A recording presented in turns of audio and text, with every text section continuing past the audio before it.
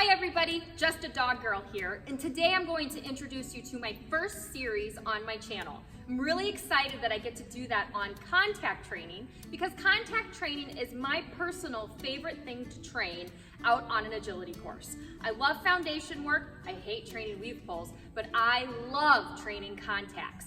In this series, I'm going to show you all the fun things that I do with my dogs to teach position, to build drive into position, to continue with the consistency of position. This is going to be a 2-on, 2-off series, so we'll be working with the position of 2-on, 2-off. I will not be touching on running contacts, moving through contacts, 4 on the floor, or anything like that. So if you're interested in those things, this probably isn't this series for you. Otherwise, sit back, relax, enjoy what I have to offer, and always remember, happy dogs are a must. The first thing that I tell any of my new students that are looking to improve their contact performance is you need to be consistent in criteria. And I can't tell you how many times I have people come in, they're consistent in criteria in class, but they are not consistent in criteria in a competition. Or they're inconsistent all over the board. And when I ask people, well, what is your contact criteria? Well, people go, well, he just has to be 2 feet on the floor, 2 feet on the board. But I also really don't mind if he only has 1 foot on the board and 3 feet on the ground, or 3 feet on the board and 1 foot off. And it just becomes a really big mess really quickly. Dogs don't understand gray areas. I always tell my students this, everything needs to be black and white for your dog to really be able to grasp the concept of what you are asking for. So my dogs, their 2-on, 2-off criteria is they have to move to the end of the board, 2 feet off the board, 2 feet on the board.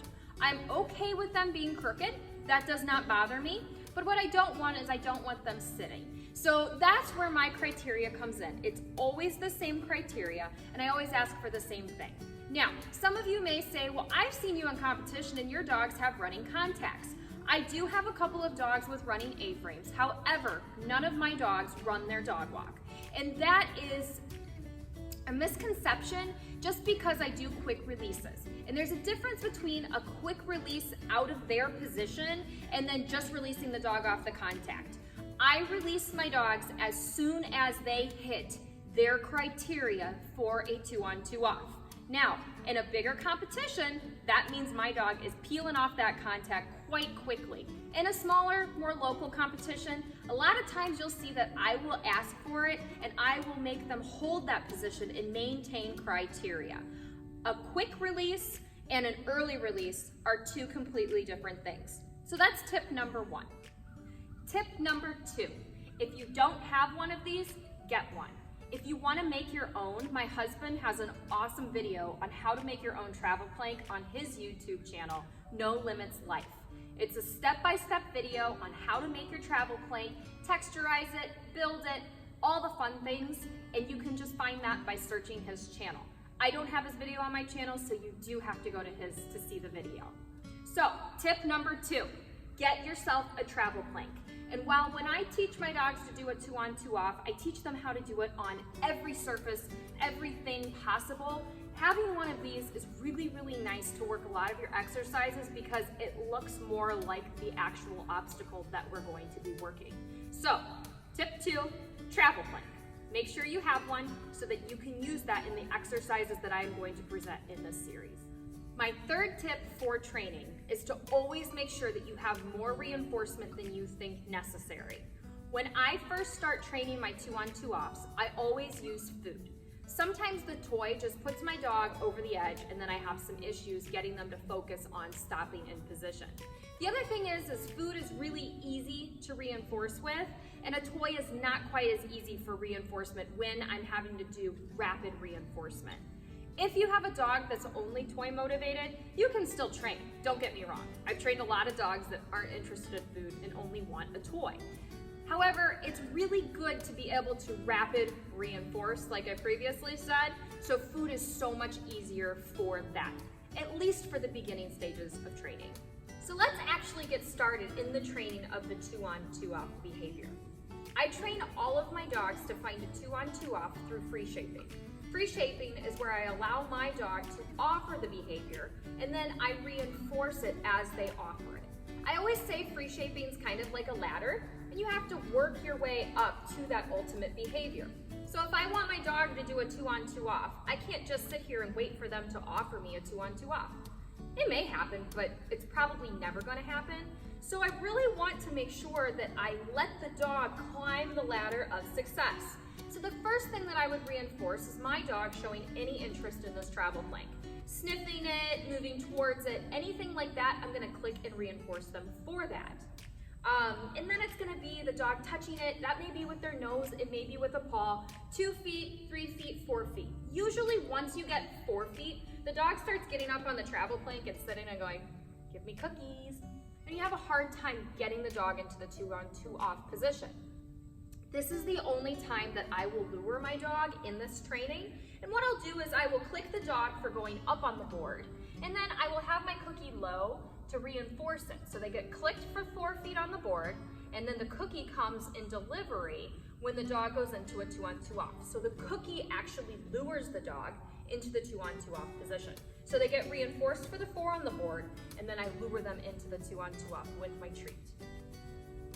I do not name this position until my dog is consistently offering it. So when my dog is running to the travel plank, going into the 2-on 2-off position, then I'll go ahead and name it. What I have to remember is once I name it, I also have to release it. So once I have named this as bottom, which is what I use, once I've named this as bottom, then I have to also use okay.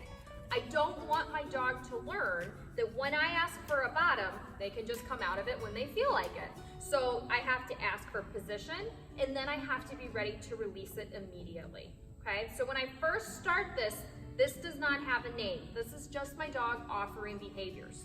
Once my dog is consistently offering what I want, which is a 2-on 2-off, then I'm going to name it. So as my dog goes into position, I'm gonna ask the dog, bottom, and the dog's gonna go into the 2-on 2-off, and then I can say, okay, and I can release them from that. A couple of problem-solving tips. The first one is, if my dog is consistently going into the 2-on 2-off before I have named the position, yet they don't want to come out of it, which happens a lot. What I will do is I will click my dog in position, and then the reinforcement for that click is gonna get tossed off to the side. So what happens is the dog then leaves position to go get reinforcement, and then they can reapproach the board and go on to the 2-on 2-off. My second tip, as my dog comes into this, when I first start this behavior, I do not care if they're doing a 2-on 2-off off the side or off the front of this board. I can train that later on. It's not as big of a deal. However, what I will do is if they start coming off sideways from here, so if they're on the board, they start coming off here, when I reinforce them, I'll just lure their head back straight. But again, I don't really care if they're coming off the side or going off the front in these beginning stages. That'll go away as soon as I start manipulating the board. Training tip number 3. If I find that my dog is not progressing, and dogs progress through these steps quite rapidly, if I find that my dog is not progressing, what I will do is I will go down a rung on that ladder. So, meaning, if my dog was consistently giving me 2 feet on the board, but he can't move past that, or he goes, I can't do this anymore, what I'll do is I'll click and reinforce him for 1 foot on the board. Quickly build back up to 2, and then the dog will start offering the 3rd. But I really want to reinforce heavily. The more I can reinforce, the better the behavior is going to be. The more I have to correct, the weaker the behavior is going to be. So I really want to make sure that the dog is getting lots of reinforcement to build excitement and drive into this behavior. If you think about everything going on out here on an agility course, stopping at the bottom of a contact is definitely not the highest thing on your dog's to-do list. So it's really important that you reinforce it and put value in it so that the dog wants to do that behavior. The last thing that I want to say before I start demoing the training of a 2-on 2-off on a travel plank is that I do not have a dog that does not know this position. And I try really hard into all of my videos to use a dog that is green to the behavior, has never done it before, so that you can see the actual learning process of a dog working through a new behavior.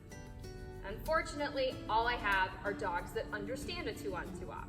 So what I've done is I'm going to get Bane out. It's going to be a relatively quick demonstration because I can guarantee you, even though he hasn't done one of these in quite a few years, he's gonna figure it out really fast. But I want you to get to see how I don't say anything, I allow him to create the behavior, and then I can reinforce that.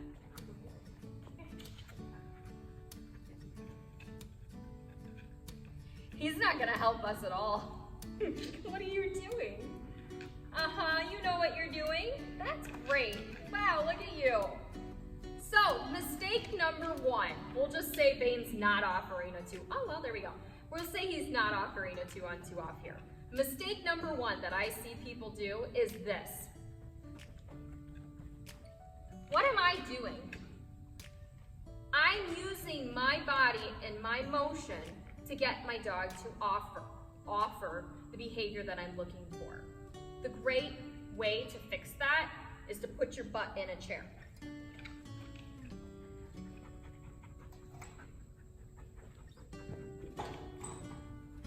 Now, I am unable to manipulate my dog into that 2-on 2-off position, and the dog has to actually offer it to me because I can't be doing this in my chair, right? So that's mistake number one that I see. Mistake number two, I see this. What did I do? I lured my dog into position. By luring my dog into position, what I have done now is I have put responsibility onto myself as a handler to be there to lure the dog into his 2-on 2-off. You can't be there a lot of the times, especially if you have a quick dog. So starting out with that crutch is not going to help you in your future endeavors. It's better to allow the dog to create the behavior and to offer the behavior than to lure the dog and be remotely successful at the beginning, but then have to deal with running a 36-foot dog walk and not being able to beat them to the end to lure it. So shape it, don't get yourself involved, get your hands out of the way, and make that dog offer the behavior.